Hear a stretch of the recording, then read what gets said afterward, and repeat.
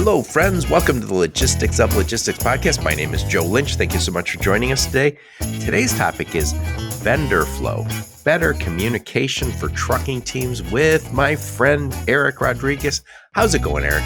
Good to see you, Joe. Doing well. Finally. I was supposed to interview you years ago and just getting pushed off. So finally, I'm talking to you.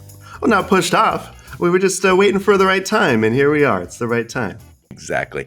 Eric, please introduce yourself and your company and where you're calling from today. Yeah, hey, I'm Eric Rodriguez, CEO and co-founder of Vendor Flow, calling out of Los Angeles. So what does vendor flow do?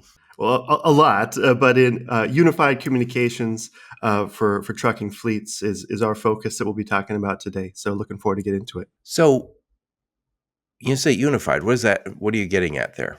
Well, sure. If we put on our Gartner hat for a second here, UCaaS is a category, Unified Communications as a Service, and that would be RingCentral would be sort of the emblematic UCaaS provider, Dialpad, Google Voice, 8x8, and a whole bunch more. And we are that for the trucking industry. And what's being unified? Well, voice, texting, WhatsApp, ELD messaging, TMS app messaging, and more that actually is pertinent to this industry. Ah, very nice. Very nice. So who do you typically sell to? Trucking fleets mostly. So broadly, we sell to trucking fleets, freight brokers, and ports. The Port of Virginia is one of our customers. But our focus is very much trucking fleets. 25 trucks and up tends to be the zone for us. Yeah, and it's interesting because we're all walking around with mobile phones now. And so when somebody says, oh, unified communication, I know we need to be a little more professional than just mobile phones once we have a fleet of trucks. Oh, yeah. And I think there's a lot of people who say, I just have 2 trucks. We're going to use mobile phones. That's maybe fine for a minute. Sure. I agree. I think so too. Yeah. But as you get bigger and bigger, and as you try to be compliant and you try and have, shared communications between your fleet and your dispatchers and customer service, it gets a lot harder to say, yeah, we just all have John's mobile phone and we text him and we call him whenever we want, forgetting the fact that he's hauling 80,000 pounds down the expressway. Sure. Yeah, pretty easy when there's 1 or 2 dispatchers, no big deal. Not a big teamwork problem when there's only 2 guys. But when you get around that 4 or 5 dispatchers, that's when it seems to be a whole nother world. Yeah. So your main customers are trucking companies, trucking fleets, and you said also the ports. We'll get to that in a minute. What problem are you solving for them? It's mostly around organizing this mix of different communications channels that many fleets use. It tends to vary wildly, fleet to fleet. Some are using personal phones, some are using VoIP solutions, some are using social stuff like WhatsApp. So we get a handle on how they're approaching it, what the issues may be, but usually it pertains to bringing it into one place so the whole team is organized in how they're communicating with their drivers. And I know we'll get into some more detail about this, but the bigger you get in this business, the more compliance matters. And I had a conversation with you yesterday, and we were just talking about the whole idea of compliance within this space and how a lot of the tools that we're using, because they're so damn convenient, are potentially going to get us in trouble. Oh, sure. Having communications offline, that could be trouble. Got to have that all brought into a professional corporate umbrella. Very important for these communications. We'll get into some more detail in a minute. First, tell us a little bit about you, Eric. Where'd you grow up? Where'd you go to school? Some career highlights before you started Vendor Flow, and why did you start Vendor Flow? Sure. So going way back, I'm from San Diego, Chula Vista, not far from the Mexican border, where I'm from. Went to the school in the San Francisco Bay Area, UC Berkeley. Did business economics up there. But the fun fact about my career is I started technically I started at a grocery store and then as a security guard. But those are more like summer jobs. Let's keep it real.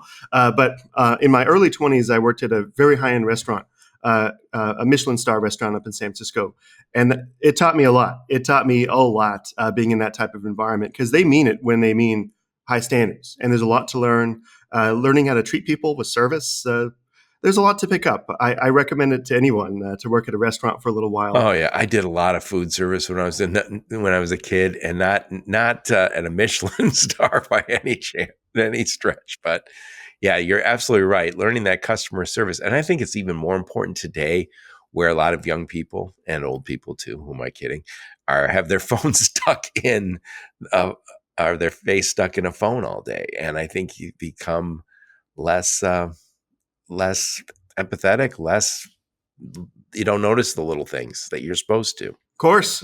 Oh yeah, much to learn from these types of environments. Oh yeah. So I interrupted you. Continue on with your career path. Yeah, so we'll move past the restaurant part. I know a few recipes, maybe, but I was more front of house, not kitchen. Let's be honest.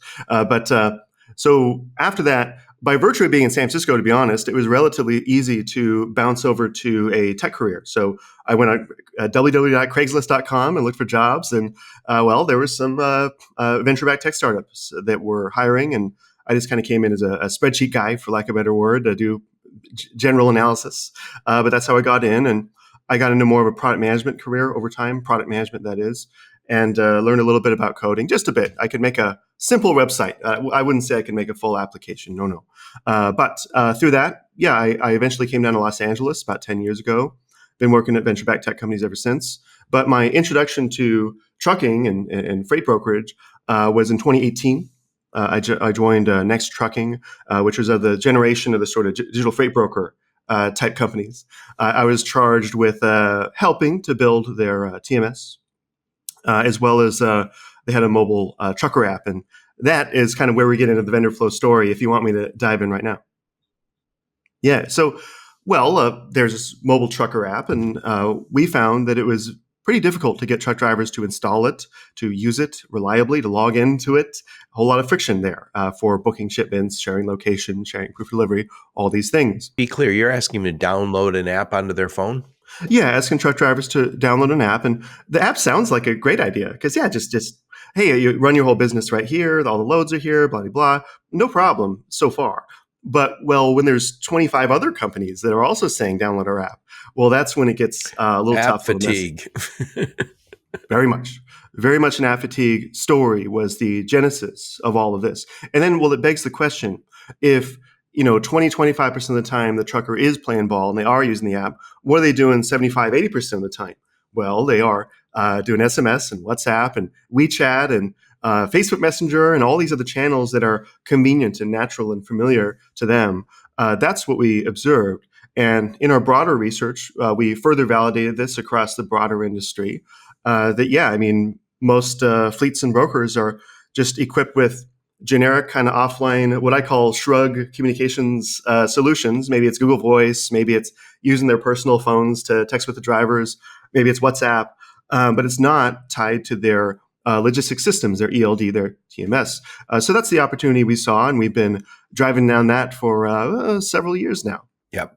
And that kind of brings up a topic that I haven't talked about lately, but it's come up on my podcast over time, which is somebody used the term on my podcast, commercial grade interfaces that we all kind of got used to. So once you've used messaging, whether it's WhatsApp or if you're using Facebook Messenger or whatever you're using, and there's an ease to it. So when I go and I'm traveling, I use Lyft, and I look and say, it's just so damn easy. And then you probably lived through this, when then you'd go to work and there'd be clunky apps and the applications just weren't as elegant. They weren't minimal. They weren't a good feel. And so we all just kind of lean towards using the stuff that is just so intuitive that we have on our phones right now. So the challenge becomes, how do I get them off of that? And you said to me yesterday, we were talking about this, is people are going to default to what's easy. Oh, yeah, very much. And yeah, indeed, the answer is don't get them off of it. If that's what they prefer, no problem. But as a business, you can reach them over WhatsApp. You can reach them over SMS, and you can implement productivity standards or safety standards or compliance standards to better govern those WhatsApp communications, as opposed to it being a off in the wild, offline type of situation. Oh, yeah. Right. So there's a few points I wanted to talk to you about. So I think my first one is, and again, this gets back to a little bit of our conversation that was offline. What's wrong today with the communication between trucking teams and the dispatch and customers and everyone else? Well, I'll back up a little if we're getting into the problem space a little bit. I'll be at one of these ELD user conferences. It doesn't really, it's incidental which one. I suspect they're all quite similar. But I talked to about 25 different trucking fleets and I asked them, how do you do your driver communications? Get about 25 different answers. And I think that tells you something, right? Where some will say, oh, well, we have our drivers install Microsoft Teams, and that's how we do the messaging. Others will say GChat. Others will say WhatsApp. Others will say SMS. SMS from dispatcher uses a mobile phone. Others using Google Voice in the VoIP class. Others, forgive me for keep going here, but it does keep going. ELD messaging. There's TMS messaging. What about I don't know, like 10 Street style app messaging? There's all range. And inside the fleet, you say, oh, okay, so your fleet does this thing. Well, actually, the safety guy does this, and the HR lady does that, and dispatcher does this other thing. So it is, and I mean this with love, it is a mess. And we think there's a lot that can be organized here. Well, also, the trucking business is filled with immigrants. And a lot of times they're going to bring, they're using a system that they maybe brought from wherever they used to live. And they're comfortable with it. And yeah, there's no consistency. And again, I know one thing I've learned over the last 7 years is trucking gets more and more and more of a compliant industry where you must do it this way because somebody got sued for doing it slightly off. And also, when I'm driving down the street or in my car, my phone, if it pings and I think, oh, there's a text message that I absolutely know I should not be listening to or reading, and my mind connects so I can hear it on my dash, but I still know that's somewhat distracted. And if it was something that was detail oriented, I'm going to be tempted to try and write it down. And I love to say, yeah, I always pull over for those messages, but when we're talking about the drivers, they are driving and being safe is their career. So we put them and other drivers and everybody else at enormous risk when we're communicating with them. Absolutely. There's a funky culture around this topic, somewhat of a don't ask, don't tell of sorts, where a lot of fleet leaders don't want to acknowledge the reality that there's a great deal of texting that goes on. And rather than kind of ignoring it or kind of wishing it didn't happen or something, we're an advocate of acknowledging it and putting in place some good regulations and a governor, if you will, to mitigate that risk and be proactive as opposed to kind of reactive and wishful, if that makes sense to you. Yeah. And I just getting one back to one thing I said about immigrants. Years ago, when I was still in the day-to-day trucking business, there was an expediting company that we loved using. And I forgot where they might have been, maybe Middle Eastern, good guys. I never met them in person. Of course, it's the nature of our business. But I remember talking to one of the guys on the phone, and he said, hey, Joe, English is my second language. I would rather just text me the stuff. And I was like, okay. So this is 10, 15 years ago. I was texting him, and I didn't think at the time, this is unsafe that I'm texting him. And he was just doing it because he said, I'm better at the written language than at the verbal. And I thought, okay, that makes sense. I'm just trying to be sensitive to what he wants, but I'm also texting someone who's driving. Well, and I mean, it always depends on the case, but we train and we hope that they'll first stop and be in park and all these good things before engaging with it. But oh yeah, it's a classic tension and challenge. Yeah. Yep. So what else is wrong with trucking besides everyone using trucking communications besides everyone using slightly different systems? Right. I appreciate that. So yes. So point one, as I mentioned, was the mess of there's too many channels that need to be organized and thus unified in one shared inbox. Well, the other is this, I hinted with the shared inbox concept. So we'll talk to fleets and they'll have issues where let's say that at this fleet, there's 6 dispatchers and each dispatcher has their own mobile phone with their own number. Well, okay, so from the driver perspective, you need to know, oh, well, Bob's on duty right now, so Bob the dispatcher, so I'll text him. Oh, well, Bob's about to finish his shift, so I'll start texting Richard the dispatcher. It becomes a mess real quick, especially at the shift change. So that's why it's a funny thing. So that's why one of our customers, when we learned about how they do their communications, they had a mobile phone for each dispatcher. And then they slimmed it down to one mobile phone that all the dispatchers had to share. Well, you would think that sounds like it's going backwards. You would think more phones are better. Not when it makes things complicated, it's not. One phone was basically their kind of caveman shared inbox, if you will. It's shared in one inbox, and they physically pass the inbox around. Of course, with vendor flow, is not a physical inbox. It's just a web browser experience where all dispatchers can log in and see all the communications. And yeah, you're a night dispatcher. You show up, cool. You have all the context of everything that's been going on all day. You don't need to have a bunch of Post-its left behind from the last shift. Right. Well, yeah, and also when I go home and I take my phone and I gave the driver this instructions, maybe there's a change. I gave him that instruction, and then the next person comes in, they don't know the instructions I give them, and then maybe they're giving him slightly different ones without any context of that. So, how does vendor flow fix this? Yeah, well, we provide that shared inbox model that can pull in voice and texting and ELD messaging and WhatsApp and other channels. We consult with the customer. We say, which channels are relevant to you? Which ones do you care about? We pull them into their implementation. So in one place, the dispatch team can work from there. If they're multi-terminal, we might be setting up a different phone line for each terminal. Not a big deal. Just a matter of we consult with them for the best practice we've seen in the field on this topic. So as far as the driver goes, does he have to download vendor flow onto a phone? Very important question. And the answer is a big no. That would be antithetical to our whole idea here. The driver shouldn't even know that we exist. That's our philosophy. If they don't know we exist, well, yeah, they don't have to install anything, don't have to log in anything, don't have to be trained on anything. That's how it should be. We reach the driver where they are by whatever channel the driver prefers, WhatsApp, SMS, So yada, yada. there is no, hey, guys, no longer use the tool you're comfortable with and use this new one. Right. Oh, for sure. That's a classic. Yeah. That would be a hell of a punchline if after all this, me saying there's too many apps, I say the solution is our app. No. There's enough. I've heard that before. Sure. Oh, yeah, for sure. No, there's quite enough. So really, the experience is just for operations. And it's not just dispatchers who use vendor flow. Safety leaders use vendor flow to broadcast out alerts to their drivers to say, hey, there's rough conditions in this area, or hey, there's training on Tuesday.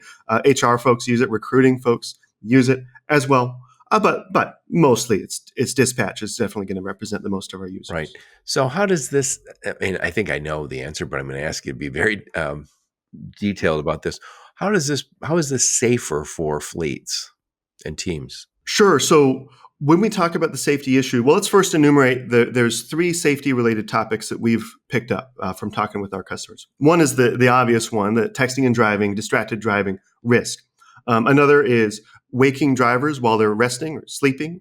And finally, there's a sub-bullet to understand when texting and driving may be happening more from a reporting perspective. So let's go back to the first one. We're going to get into ELD integration here being an opportunity. But yeah, when texting a driver today, if you're using Google Voice or these generic products, you're just hoping and wishing that you're texting them and they won't check their phone while they're driving. You're hoping and wishing. That's the plan. If you have an ELD governor, you can set rules that say, if the truck is rolling while I'm trying to send this message, to hold on to it, queue it up, deliver it when it's safe. Well, when it's safe, you might ask? Well, to be honest, we need to work with more safety leaders to say, is it when the truck is stopped, for how long, in park, engine off? As far as I can tell, it seems to be up for debate. But we'll work with the safety leader on whatever standard they feel, because the ELD will provide us that context regardless. This mitigates risk by not needlessly texting drivers while they're rolling. And we could even have a fast lane and a slow lane. For urgent, it could go straight through. For non-urgent, it could just reach them when they're parked. And at least it can greatly reduce the amount of distractions they're receiving while they're moving. Right. And obviously still want drivers to pull over when they get something, a message, and they're figuring to read it. But if there's one that's non-urgent and it's a certain sound, I'm assuming, and they go, I don't have to stop. That's not an urgent. If there's an urgent one, you go, okay, now I got to pull over and maybe even make a phone call. That's what we want. Yeah, and the similar rules apply for I hear that the one amateur dispatcher will text a driver when they're in sleep mode or rest mode, and sometimes if the driver has the notifications on, I can wake him up. And well, if you're waking up a driver when they should be sleeping, you're getting into dicey territory, aren't you, from a safety perspective? Or you're giving them reasons to say, hey, I didn't get a proper sleep last night. Y'all were texting me all night. So we can set up warnings to dispatch to say, hey, based on the ELD, it looks like I don't know if they're literally sleeping, right? But it looks like they're in rest mode. It looks like they're in sleep mode. Are you sure you want to send this? Or can we just queue it up and deliver it when they're back on duty? These are ways, again, there's no such thing as a silver bullet, but there are ways to mitigate the risk from a safety perspective. Yeah, I was not to make it all about me, but years ago I was crossing a street. I worked at a little logistics company. I was crossing the street and a car, or like a truck, actually ran a red light and hit me. And so I had to go. There was a lawsuit, and I had to go in a deposition. And I remember I didn't do anything wrong. I was walking across the street, and I got hit by a truck. And I remember one of the first questions the guy asked, were you texting? I was thinking, why would it matter? The light was green. I was crossing. And I said, no, I was not. And it's a big street. And I remember thinking, that is probably the very first question that investigators and lawyers are looking at if there's an accident. Again, we're trying to prevent all that. But I got to think that's the first thing they're looking for. Was this driver distracted by his telematics or by his phone or anything? We're trying to avoid that. I agree. And yeah, that does seem to be the case where that's one of the first elements of the playbook. And yeah, they can. I'm not a lawyer, subpoena, I think, that information and do discovery on that information, of course. And first, as a fleet, you're going to want to make sure you have records of yourself to defend yourself. That's one. And two, you're going to want to have in place measures to demonstrate that, hey, it wasn't us who texted them, and we have all these measures in place, training measures, reminder measures, risk mitigation measures in place to reduce their risk. And just to be clear, it's usually not the driver's fault. It's in these accidents that so often happens with passenger vehicles. So the problem that you say is that fleets are using multiple channels for driver communications, and that has its own challenges. And then, so there's no shared inbox, which is a problem. And then when they do start there's other challenges for the drivers who you're waking them up when they're trying to sleep, and God knows how hard it is to sleep in a truck. I can't imagine if I had to sleep in a truck. I hardly sleep well at a hotel, right? But also, you don't want them distracted, clearly. And then I want to just make sure we're putting our drivers and our fleet and our dispatchers in the best position to be safe and compliant. Safety first, as they say. And these aren't just our own harebrained ideas. I mean, this has been coming from our actual fleet customers and their safety leaders. It's an interesting new zone, though. Most of these folks had not really thought about this intersection sure, people have thought about distracted driving, of course, but most folks haven't thought about the intersection between SMS and ELD and how that can pertain to safety. So that's been really fun. Yeah. So how does this connect with the ELD? So it's funny when you said to me when we were talking yesterday about this is, we have communication problems. And I was like, oh my God, with all of the telematics, ELDs, all of the stuff we have, how do we have communication problems? The problem we have is so much of it is outside of the formal communications. And again, we're still struggling. We put these ELDs in, but so often it's not the software. It's the business rules around the software. It's not the hardware. It's the business rules around the hardware. So please talk about how you guys fit into the ELD. Yeah, and just to give you a taste for folks wondering, how big of a deal is communications and messaging and so on and so forth. One of our customers we onboarded a few months ago, 300 trucks, they do 150,000 text messages per month. I'm not a math genius, but that seems like a lot. They're talking about something. It's not just they send a couple messages a day and that's it. they're talking about something for sure. And incidentally, we know that a lot of it's about sharing images and pictures of, hey, this trailer light's broken or this pallet looks messed up or all the weird stuff that happens. Because, I used to be a TMS developer, and in my TMS brain, I always think about, it's just pick up and drop off and POD. No, there's so much other stuff that, it just falls outside the classic little path in one's mind. But that's a little off track. The ELD topic. So funny thing, if you asked me a year and a half ago or a year ago even, hey, how does ELD pertain to communications? I might have not even known the answer. This came about, again, from discovery with our customers. And we just announced a couple of weeks ago that we now are live in the Samsara app marketplace. So we're super excited about that. But what's the story here? What's the opportunity? Yeah. And Samsara is an ELD. Yeah, and I believe a lot of these folks will characterize themselves as, because an ELD is literally that device, but ELD and fleet management, if something like that. That's kind of how I think about it. But there's Samsara, there's Motive, there's Geotab. Yeah, those guys. Yeah. There's a lot of different ELDs, and they're all that's mandatory that they have them. I think I now call it just the tech stack for drivers, because if 10 years ago, if somebody says, hey, I have this proof of delivery thing, you go, oh my God, I need a proof of delivery. That's exactly what I need. And then I also have another app that is going to track miles and this. And so we ended up with all these different applications. And to call it an ELD is, it's too small. And I think it's just like asking when you look at your mobile phone and say, yeah, that's a device that I talk on. It's like, that's just the beginning of it. There's a million things you do on your phone now, including shopping and tracking your kids and a million other things, buying stuff. So I think I'm just going to call it, until somebody comes up with a better title for it, telematics or tech stack for drivers. Sure, I'll work with it. I like it. And I mean, to extend on your tech stack topic more, if we think about the tech stack for a fleet, well, what do you need? Well, you need a TMS, you need an ELD, and we argue, why is your voice and communications just generic black box? Why wouldn't you use something that's built for the industry, that integrates with ELD, that integrates with TMS, that has, language translation, so when the guy from the Middle East doesn't speak your language and so on, is translated. There's so much that we can do for this industry as opposed to the generics. But pardon the pitch. Well, back to regularly scheduled programming. Yeah, and the tech stack for drivers ideally has them doing zero or very minimal inputs. So we think of tech stack on my computer. I have a tech stack. I'm here. I'm sitting at it. I don't ever want the driver have to sit there on his phone or on a system and type stuff in. That is not what they're being paid to do. Oh yeah, no, that's right. Absolutely agree. Yeah. So talk about the compliance and the productivity on this stuff.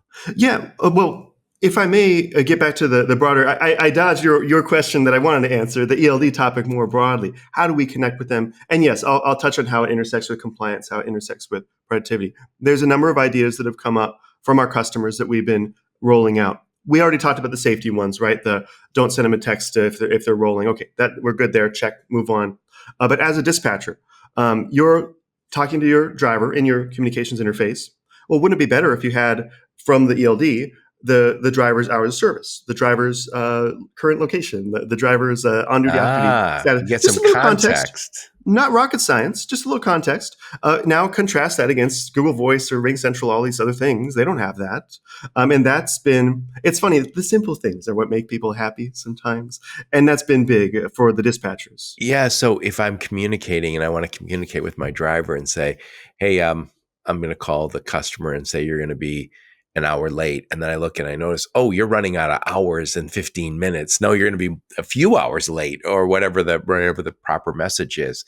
Yeah. And so all of a sudden I have all that information. And is that side by side with vendor flow inside the same application? It's inside the vendor flow interface. So you're talking to a driver, you pull up their ELD panel, and we can grab that data right inside of it. And our customers tell us that it reduces, for lack of a better word, stupid questions. In other words, the dispatcher is going to ask, where are you? Oh, you're right there. Okay, never mind. Don't need to ask, right? So that also reduces needless noise and distractions and all these fun things as well. I love it. I love it. So so getting back to the compliance piece, how do we how does this help with improving the compliance for fleets? Yeah, so a classic. It's very funny. I don't know how I should take it, but I did a whole 45-minute presentation on site at maybe 100 truck fleet thereabouts, and they're like, "Love it, love it, love it," but can it do this? And what they wanted is they have a problem where their drivers are missing breaks, and that's a compliance issue if they're not taking their break on time. So they want to set a rule that sends an auto reminder over other channels, perhaps SMS or whatever the driver will observe and respond to safely, to get them to take their break more. And implemented that. Got much better results on drivers taking their breaks. But it's funny. Again, it's the simple things. That's not inherently rocket science, is it? But we are a rare voice and communications vendor that actually bothered to do the ELD integration. The vast majority of the generics won't and don't. Yep. Well, and again, all of the other communications can flow through yours, and you can add the guardrails, so to speak, to make sure you're not hitting him up when he's sleeping, not when he's driving, and also everything's in a shared inbox at that point, as opposed to saying, "Oh, Sue went home and she had her phone with her when she left." Right. There's less of this sort of, I don't know, who's on first type of confusion. Oh, yeah. And having that full audit trail is so important because when things are escalated to leadership, imagine being a leader and you get CC'd on a terrible email with 15 responses or whatever the case may be. Well, yeah, I mean, you're going to want it to have in one nice, clear shared inbox. You pop in, you see what's going on. We have this thing called mentions. So as a dispatcher, if something safety related happens in my conversation with the driver, I can go at safety person, and safety person can go, "Zoop, come take a look," to that. So that's a nice way to escalate things to management as well. But a bunch of notes there. Yeah. I like it. So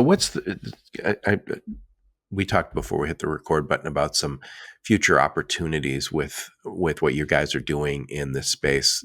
Talk about some of those opportunities. Yeah, so we're really excited about what we're going to be doing in 2025.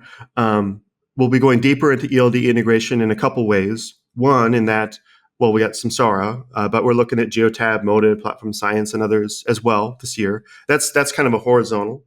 And there's going deeper into some of the safety compliance stories that we talked about as well.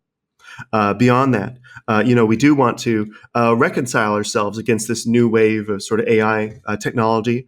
We're kind of feeling out where the opportunities are. We mostly sell to fleets, but we do sell to some brokers, and freight brokers have taken some interest. But more than likely, we'll be integrating with the various kind of voice AI providers that are out there. So giving examples, so I'm not too abstract. Okay, so we vendor flow, we set up the phone line for dispatch to communicate. Okay, good. Well, let's say that they fell in love with a voice AI product that has some kind of robocall workflow that fires a call that says, where are you, or upload your POD or whatever it is. They can tap into our line that we've established, fire that robocall that's powered by them, not us. And we could still have that all in one place. Or let's say driver calls in and they press 2 and it's powered by some kind of AI voice chatbot to negotiate the rates or ask about which loads are available. Well, we can print the transcript in the conversation record. So then the dispatch and operations folks who use our interface can see what's going on, what they talk about. So that can integrate it a little better as well. And we're looking at a little bit of AI related work ourselves, but we are not an AI first company. Let's keep it real. We are a communications first company. That's our role. So there's some simple stuff like, we've gotten requests for, hey, if a driver says, "Yeah, man, I just showed up," to employ NLP, natural language processing, to say, okay, that's an affirmative. We could maybe turn around and update the TMS that they arrive. The simple stuff I like. The endless complicated stuff like negotiating prices, you can have at AI companies. We got our zone, and that's more straightforward communications, shall we say? Well, I think the nature of all the technology we're using is we see certain things that it starts small, and everyone's like, "Hey, we're open to AI." I think where we're at right now as an industry is, for the most part, in an AI readiness mode, which is we're trying to see how it might work with us. But let's face it, the communications we have are important.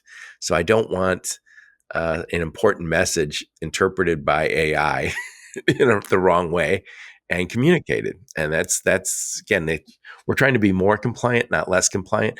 But I do think there's opportunities. I've started to see some of this where, um, again, language translation. So that might be a great opportunity if somebody's speaking their native tongue and you're able to translate it quickly. And again, who knows? Maybe you have dispatchers. By the way, as soon as you get down to uh, the Mexican border, we have lots of people who speak Spanish. And speaking, I remember saying this. I was in Laredo just before uh, COVID, and I remember the meeting began in Spanish, and I was like, "Oh, whoa!" I was thinking, and I was like, "Hey guys, I don't speak Spanish." And then we drove over to Nuevo Laredo, and the meeting began in English. And I was like, "All right." So that's the reality, but we don't want anybody to be left out, and I don't want anybody. If you can quickly change that and make it accessible for everybody, that's a beautiful thing. Because again, we depend on immigrants. People who speak a second language in this business. Oh, very much, and that's why we support language translation. It's not wasn't just our idea. There's a Houston-based dispatch team where 4 out of 5 spoke Spanish, but one of them didn't, and they said, "Could you help us out? Help me out here." So they can translate pretty easily. Yeah. I have some people who have Spanish names that I work with, and they they don't speak Spanish, but they say people always assume I do. So you're Eric Rodriguez. Do people just assume you speak Spanish? Oh, for sure. I struggle. I can get around. When I travel to Mexico City with my friends, usually I'm the designated Spanish speaker. Putting that generously. I'm not gonna demonstrate it here. That's for sure. It's high school level. I joke about this, but when I was young, many moons ago, they taught us French. I was like, why did we learn French at school rather than learning Spanish? Sure. Well, you're close to Canada. Nothing wrong with, but the French we were learning when you go to Montreal, they don't speak that French, and they know they know you're an American right away if you don't speak it. Me and my friends learned that. Yeah, I love it. Anyway, so let's wrap this bad boy up. I'm going to do the best I can to summarize this. I'm talking to my friend Eric Rodriguez. We're talking about Vendor Flow, his company, and it's better communication for trucking teams. And first we talked about what's wrong with trucking communications. And the problem is there's just multiple channels, and we like those channels. So no one wants to give up those channels. And we don't have a shared inbox because I'm using Facebook Messenger, somebody else is using WhatsApp, somebody's using Telegram. Everybody's using every system under the sun, and it's a problem. And it results in miscommunication. It results in probably a lot of your documentation being spread across many systems. Secondly, we talked about just safety. Safety is a problem, and we want this communications, but we want it to be done properly. So we can't have the driver being distracted or hassled. Let's face it, drivers, their livelihood is driving safely, so they don't want to be distracted. We don't want to wake them up. God knows it's tough enough to sleep on the road. We don't want to wake them up when they're resting, and we also want to be able to track that and prove to somebody that we are being compliant. We are not doing the wrong things. And when you're using multiple systems, there's no way to easily say, here's how compliant we are being with not bugging our drivers while they drive. And we talked about all the opportunities, and the solution is using a system like Vendor Flow, where you can use all your current apps, but get it all into a compliant format. And then not only just compliant, but also have some context, like where the driver actually is, and when their rest is coming, how many hours, all of the stuff that you need to know when you're talking to them. Next, we talked about the future, how these integrations, I guess I'll call them, we need more and more integration, but we also need the guardrails that prevent us from doing the wrong stuff. Anyway, put a big old bow around this one, Eric Rodriguez. Final thoughts on the topic. No, I appreciate it. Well, been a lot of fun talking to you today, Joe. Appreciate it. But yeah, I would say driver communications, it varies wildly across fleets. And we love nothing more than hearing stories from fleets of how they do it, how it's gone, their journey. Usually it's a journey of they tried this, then they moved to that, and they moved to this other model, and they're still working it out. we would love to be a guide in this world to offer people best practices. And if it turns out that we're the best solution, love it. Let's do it. Voice texting and beyond. There's so much we can do together. So appreciate it. So if somebody's listening, they said, yes, we absolutely need this. What does that implementation look like when they're working with vendor flow? Really, we're talking a couple of weeks, pretty straightforward. A lot of folks will say, oh, well, we have a big IT roadmap and they might think that we're like a TMS, like some big thing. Nope. This is pretty straightforward stuff. This is a quick win. A couple of weeks. Training is 30 minutes. We got to onboard their phone line or maybe port their existing phone line if they want to keep what they got. But otherwise, pretty straightforward stuff here. And it's communications. The operations team, they pick it up like it's nothing. It's pretty straightforward stuff. You're working with Port of Virginia. I saw that on your website. What are they using it for? Yeah, they've been an amazing partner. They've been using us for a little over a year now, and they use it for broadcasting operations alerts to their motor carrier community. Safety alerts. Hey, this terminal, this gate is going to be closed early today, or hey, inclement weather, or hey, this stack is going to be offline for a bit, come back later, or whatever the story may be. They send out a few a day to their motor carrier community. We've observed about half of the ports in the country do this. We encourage more pick it up. Well, I love that. I'm in the Detroit metro area, and we've had some really cold weather lately, and a little bit of snow, but not too much. But when it gets that cold, there's issues, and we have we have a lot of traffic between us and Windsor, and it'd be really great if you started getting communications from, hey, what are the bridge conditions? Is there a long line? Should I be going one route over another one? Should I take a break and wait till it cleans up? Oh yeah, lots of opportunities to engage people about what they're interested in. Of course, I'd love to do that too. Sure. I love it. So, what conference will we see you and the fine folks from Vendor Flow at? In the short term, Manifest Las Vegas for sure. I'll see you there. Shortly after that. Although we got to plan it. If you're going to Manifest, you have to plan to getting together. They're so big now. It's 6,000 people. You're like, yeah, that's what I've learned this the last few years. You got to plan the meeting with your friends. I like it. Well, I'll shoot you a text. We'll make something happen there. And beyond that, Geotab Connect. So I'll be at all of I'll be Samsara Beyond, Motives version, their user conference. So the ELD stuff, if you haven't picked that up, I'll be at all those types of events this year for sure. Yep. And Eric, what I'll do is I'll put a link to your LinkedIn profile, link to your website, any of the links you and your marketing team give me. I'll put those in the show notes. And thank you so much for taking the time. By the way, this is so long overdue. We talked about doing this 2-3 years ago, and and I see you at a conference, we say, let's do it. And then, so finally, but I love what you guys are doing. And it seems like from an outsider's perspective, that's not a problem. We have more communications than ever before. Yes, we do. And that is a little bit of a problem. Oh, yeah, absolutely right. I appreciate the button on it there. So thanks so much, Joe. A lot of fun. Yep. And thank all of you for listening to my podcast. Your support's very much appreciated. Until next time, onward and upward. You have been listening to the Logistics of Logistics podcast, where we engage with leaders in the logistics and supply chain community. If you like what you hear, please subscribe, hit the like button, and leave us a nice review on Apple or Spotify or wherever else you listen. Also, please check out our videos on YouTube and connect with us on LinkedIn. We're very big on LinkedIn. And you can also reach us on the logisticsoflogistics.com, our website.